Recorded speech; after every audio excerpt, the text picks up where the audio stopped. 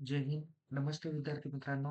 आताच्या व्हिडिओमध्ये आपण एम.कॉम पार्ट सेकंड सेमिस्टर 3 मधील 2023 पॅटर्न असणाऱ्या विद्यार्थ्यांसाठी इंटरनॅशनल टॅक्सेशन या विषयाच्या क्वेश्चन पेपरचा फॉर्मॅट आणि important question for study purpose आपण बघणार आहोत. विद्यार्थी मित्रांनो, परीक्षेला सामोरं जाण्यापूर्वी हा व्हिडिओ शेवटपर्यंत नक्की बघा. आवडल्यास या व्हिडिओला लाईक करा, शेअर करा. अधिक माहितीसाठी आपल्या YouTube चॅनलमधील दिलेले सर्व व्हिडिओ आणि टेलिग्राम चॅनलमध्ये दिलेले सर्व व्हिडिओ काळजीपूर्वक पद्धतीने तुम्ही बघा, जेणेकरून तुम्हाला परीक्षेची चांगल्या पद्धतीने तयारी करता येईल. ओके. सो विद्यार्थी मित्रांनो, इंटरनॅशनल टॅक्सेशन या विषयाच्या क्वेश्चन पेपरचा फॉर्मॅट बघण्यापूर्वी त्या संदर्भातली काही महत्त्वाची माहिती घेऊया. ज्यामध्ये इंटरनॅशनल टॅक्सेशन या विषयासाठी तुम्हाला 2 क्रेडिट आहे. विद्यापीठाची परीक्षा तुमची 2 तासाची होणार आहे. या विषयासाठी एकूण 50 मार्क्स असतील. त्यापैकी इंटरनलला तुम्हाला 15 मार्क असतील. तर युनिव्हर्सिटीची एक्झाम तुमची 35 मार्कांची होणार आहे. ओके. सो या ठिकाणी तुम्हाला पासिंगसाठी तुम्हाला 14 आणि 6 असे मिळून टोटल 20 मार्क लागतील. त्यापैकी इंटरनलला 6 मार्क, 15 पैकी 6 मार्क तुम्हाला पाहिजे. तर युनिव्हर्सिटी एक्झामला 35 पैकी 14 मार्क तुम्हाला पाहिजे. या विषयाची क्वेश्चन पेपर फक्त इंग्रजी माध्यमातून तुमच्यासाठी येणार आहे. यामध्ये क्वेश्चन पेपरचा फॉर्मॅट बघा. परीक्षेमध्ये एकूण 5 प्रश्न विचारले जातील. त्यातील पहिला प्रश्न तुम्हाला कंपल्सरी सॉल्व्ह करायचा आहे. तर रिमेनिंग जे काही प्रश्न आहे म्हणजेच question number second, third, fourth, fifth अशा 4 प्रश्नांपैकी कोणत्याही 3 प्रश्नाची उत्तरं तुम्हाला लिहायची आहे. इथे समोर क्वेश्चन पेपरचा फॉर्मॅट तुम्हाला बघता येईल. त्यातील पहिला प्रश्न तुम्हाला फिल इन दी ब्लँक्स राहील 5 मार्कासाठी. क्वेश्चन नंबर सेकंड आहे ब्रॉड क्वेश्चन चॅप्टर नंबर 1 वर आधारित 10 मार्क आहे. क्वेश्चन नंबर 3 चॅप्टर नंबर 2 वर आधारित ब्रॉड क्वेश्चन 10 मार्काला आहे. तर क्वेश्चन नंबर 4 चॅप्टर नंबर 3 वर आधारित ब्रॉड क्वेश्चन 10 मार्काला आहे. तर क्वेश्चन नंबर 5 मध्ये तुम्हाला राईट शॉर्ट नोट्स आहे. इथे तुम्हाला 4 पैकी कोणत्याही 2 शॉर्ट नोट्स लिहायचे आहे. त्यासाठी तुम्हाला 10 मार्क्स आहे. कदाचित इथे 3 पैकी 2 शॉर्ट नोट्स तुम्हाला लिहायला लावतील, त्यासाठी 10 मार्क्स आहे. इथे क्वेश्चन नंबर 2, 3, 4, 5 यापैकी कोणतेही 3 प्रश्न सोडवायचे आहे. प्रत्येकी 10 मार्काला म्हणजे 10 गुणिले 3 30 मार्क त्या ठिकाणी होतील. तर 5 मार्क वरच्या क्वेश्चनला फिल इन दी ब्लँक्सला राहील. असे मिळून 35 मार्कासाठीचा हा क्वेश्चन पेपरचा फॉर्मॅट आहे. ओके.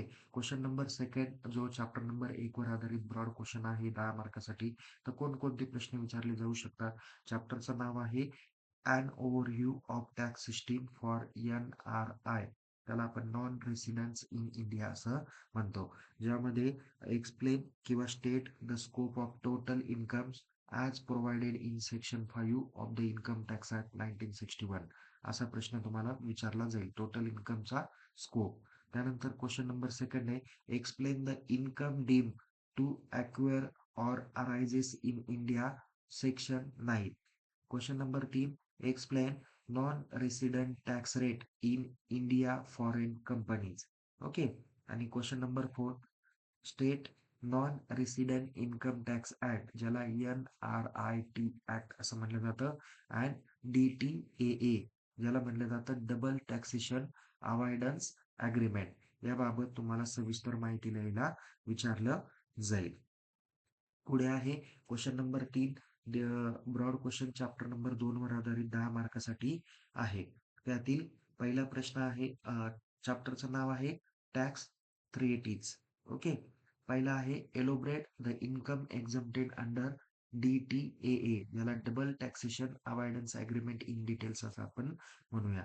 पुढे आहे explain types of DTAA and purpose of TIEF that is tax information exchange ॲग्रीमेंटचे तुम्हाला पर्पज आणि DTAA चे टाइप्स असे दोन्हीही प्रश्न विचारले जातील किंवा सेपरेट सेपरेट प्रश्न पण विचारले जाऊ शकतात. पुढे आहे explain models of DTAAs and DTAAs OECD that is Organization for Economic Cooperation and Development and UN that is United nation. पुढचा आहे interlink of DTAAs with section 19 of the income tax act 1961. आणि शेवटचा broad question आहे explain in details DTAA for its application. Okay. नंतर आहे question number 4 chapter number 3 वर आधारित broad question 10 मार्काला आहे.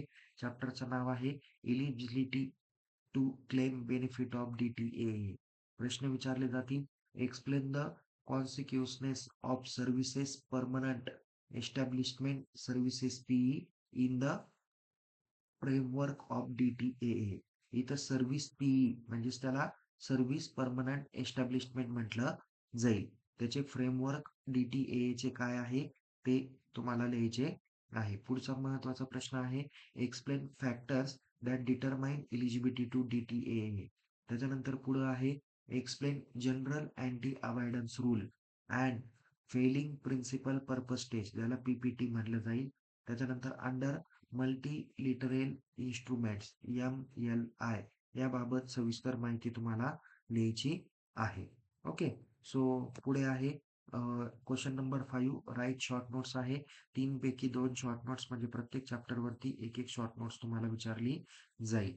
तर यापैकी तुम्हाला 3 पैकी 2 शॉर्ट नोट्स तुम्हाला लिहायच्या आहे. त्यासाठी त्याला 10 मार्क्स एकूण असणार आहे. पहिला आहे resident status of an assessee. नंतर आहे documents require for claiming DTAA benefits. म्हणजे हा प्रश्न ब्रॉड क्वेश्चन म्हणून पण कदाचित विचारला जाऊ शकतो. पुढे आहे रेसिडेंट अंडर DTAA ज्याला डबल टॅक्सेशन अवॉइडन्स अग्रीमेंट म्हटलं जाईल. पुढे आहे इन्कम फॉर फॉरेन सोर्सेस. नंतर आहे जनरल अँटी अवॉइडन्स रूल त्याला GAAR असं म्हटलं जाईल. पुढे आहे failing principles purpose test PPT. Next eligibility to claim benefit of DTAA किंवा याला ऑर म्हणून प्रश्न एलिजिबिलिटी किंवा factors that determine eligibility to DTAA असे प्रश्न तुम्हाला विचारले जाऊ शकतात. तसं पाहायला गेलं तर तिन्ही चॅप्टर एकदम सोपे आहे. तुम्ही अभ्यास चांगला केला तर त्याचा तुम्हाला चांगल्या पद्धतीने फायदा होईल. तर विद्यार्थी मित्रांनो आताच्या व्हिडिओमध्ये आपण इंटरनॅशनल टॅक्सेशन हा 2 क्रेडिट असणाऱ्या विषयाच्या क्वेश्चन पेपरचा फॉर्मॅट आणि इम्पॉर्टंट क्वेश्चन्स आपण स्टडी पर्पजसाठी बघितलेले आहे. हे 2023 पॅटर्न म्हणजेच NEP पॅटर्न असणाऱ्या विद्यार्थ्यांसाठीचा हा पॅटर्न आहे. पुढे भेटूया एका नवीन विषयासह नवीन व्हिडिओसह. तोपर्यंत या व्हिडिओला लाईक करा, शेअर करा. बाकीच्या विषयांचे व्हिडिओ देखील तुम्हाला या व्हिडिओच्या डिस्क्रिप्शन बॉक्समध्ये बघायला भेटेल. ते देखील काळजीपूर्वक पद्धतीने बघा आणि परीक्षेला सामोरं जा. तुम्हाला येणाऱ्या परीक्षेसाठी खूप खूप शुभेच्छा. Take care. जय हिंद. धन्यवाद.